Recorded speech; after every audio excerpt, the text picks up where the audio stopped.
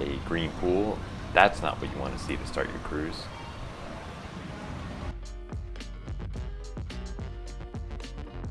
How's it going, everybody? It's Tanner from Cruzely.com, and you are looking at the MSC Divina. Now, this ship holds the distinction of offering the cheapest cruise in America that we could find for all of 2020, and we just sailed it. Now, we searched across tons of websites, all the major cruise lines, and when we booked in early January, it was this MSC cruise that came up as the least expensive. Now, the cruise departed in late January on a 3-day sailing to the Bahamas from Miami, and it offered a fare of only $158 for us to sail 3 days on this cruise. Now, there were some government fees and taxes. All told, we spent $303 for the 3-day cruise.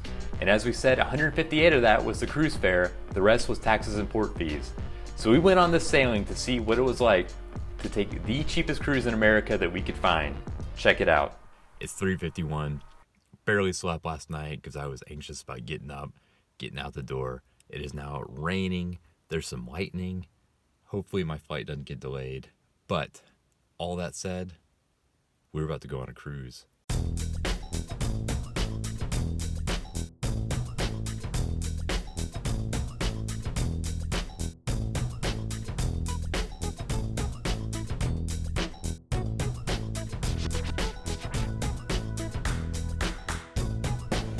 Okay, so this is going to be a lot of fun.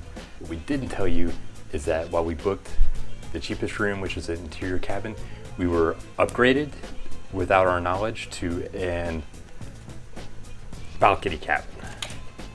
And this is the first look that we've had to it. So let's go ahead and see what $300 will get you. So in a room, you know, the first thing that we notice is, man, that is some orange carpet. So let's go ahead and take a look around. As we said, we booked an interior cabin. That was the cheapest fare available, but we selected to let them pick our room. So we didn't even know what cabin we were booking. We just said, give us the cheapest interior cabin. This is what we ended up with. We ended up with a balcony cabin, which we are not going to complain about. There we go. Oh man, it's not even just a small balcony. It is a huge balcony here on the portion of the ship that juts out. Look at the size of this thing. Whoa. So again, we get all of the space, beautiful view of downtown Miami. Man, that view is worth the price we paid alone, much less the 3 days of cruising that we get. That cannot be beat. Let's go check out the rest of the ship.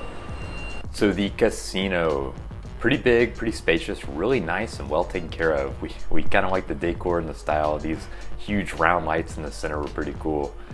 Slot machines, all sorts of table games.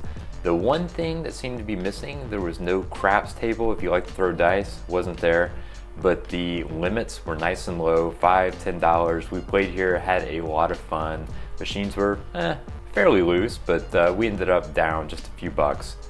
So this is the solarium. We really like this space because it is nice and warm and away from the wind. But you can see our first day, we hop on board and the pool is empty. That is not a great first impression when you're coming aboard a cruise ship to have an empty pool. We wish it was full as well. Here you can see the main pool was green when we got on board. Now the good news, this was corrected later on by day 2. They were nice and clean, but it's not a great first impression.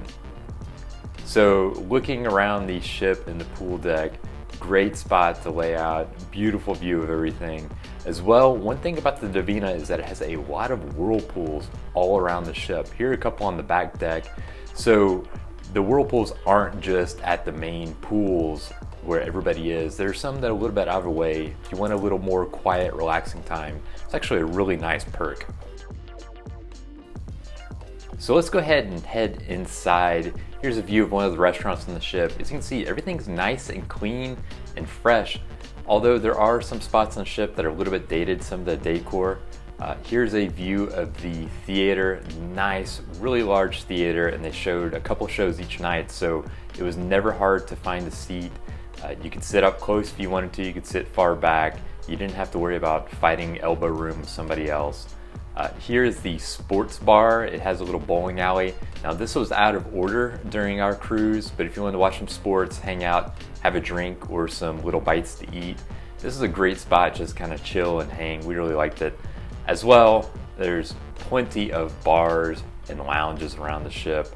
Of course, any cruise ship is going to have lots of bars, and the Divina was no different. And here's the center atrium. So this is really kind of the heartbeat of the ship. You can see it's nicely designed. Even though it's a inexpensive cruise, this cruise ship was not slouching whatsoever. I mean, it's on par with anything else that you find out there.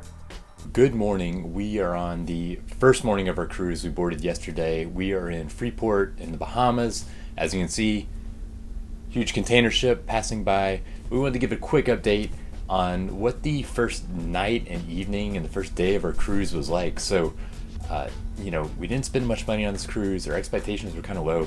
So far, they've really been blown out of the water. First and foremost, we booked an inside cabin and we simply let them pick which cabin we get. And unbeknownst to us, we were upgraded to this balcony cabin. It is fantastic having the balcony. We spent some time out there last night, just chilled, take in the evening. Yesterday as well, we had check-in. We ate lunch. We checked out the ship. We explored the ship up and downstairs, everywhere. We went to shows. We played in the casino. We really just kind of did our first day thing where you're getting to know the ship. And so far, we've come away really impressed. So that's not to say everything's perfect. For some reason, one pool was empty yesterday. One pool was a color green. We are happy to report we checked it this morning. It is now a nice bright blue, and the pool that was empty is now filled. When it comes to food, we've been blown away by how good the buffet is. Never thought we'd say those words about any buffet. It's really good, especially the pizza. So far, we've got to give this cruise, if A+ is absolute perfection, the best you can get, we're looking at like a B+ or an A-. Again, it's still early. Maybe our opinion can change, but so far, we're really blown away by the value and what we've gotten on this cruise so far. We feel like for $300, we'll eat that much in pizza over the next 3 days. You are looking at Ocean Cay. This is MSC's brand new private island in the Bahamas. Now, our cruise went from Miami to Freeport in the Bahamas and then to Ocean Cay. We'll admit, Freeport didn't really do a lot for us. We got off the ship, checked out the port area, and then really just got right back on. However, Ocean Cay is a must-see in our opinion. Now, the island used to be an industrial sand excavation site, and MSC spent about $300 million renovating it. And they're still in the process of finishing up some projects, so it's not a completely finished work, but the beaches and the water are spectacular. There are several beaches all around the island. We did a full walking tour of the entire island, checked them all out. They are all gorgeous. Beautiful white sand, and as well, you can see lounge chairs here. They're there for anybody. It is rent. If you want to get an umbrella, you have to rent one, but there's plenty of space. This is South Beach. It gets a little crowded in the afternoon. This is Lighthouse Bay.